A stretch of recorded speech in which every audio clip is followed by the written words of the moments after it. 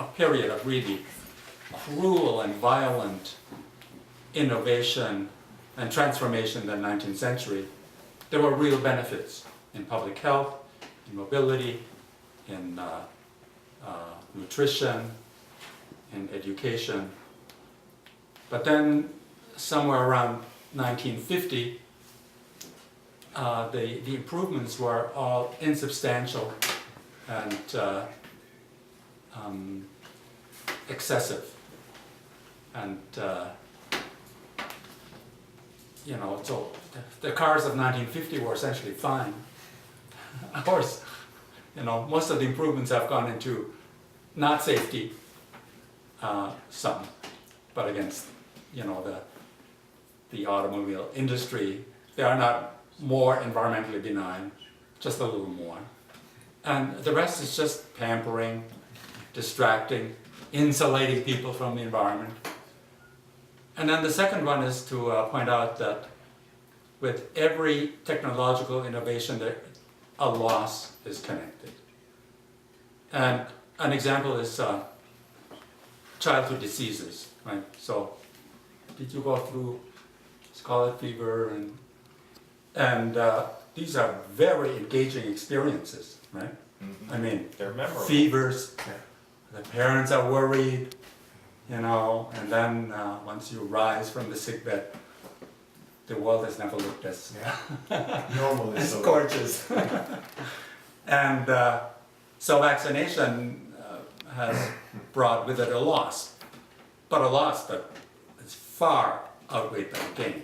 I mean, those are terribly anxious times for parents. And you know, if you go to Stevensville, there is to the old cemetery at St. Mary's, there's a tombstone, and you see that 4 kids died within 3 weeks. And that was diphtheria or some infectious disease. That was terrible.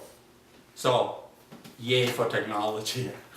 But then, you know, iPhones, where, you know, at the dinner table, if there is one, you know, kids just go like this. And I've heard that so many times. People our age having a dinner, the teenagers, they're just absent, you know, they're looking at what's on their iPhone. They're twittering, whatever. And there is a gain in that. There is excitement for them, you know, they can connect with all their friends while sitting there. But that gain is just totally outweighed by the loss. They're not present anymore. And so that test, I think, you know, what's the gain, what's the loss with a particular innovation is important. And additionally, you can't go by anecdotes, right? So there's a teenager who only uses the iPhone for, you know, doing research for our project in high school. Well, fine. You have to look at the general sociological lay of the land.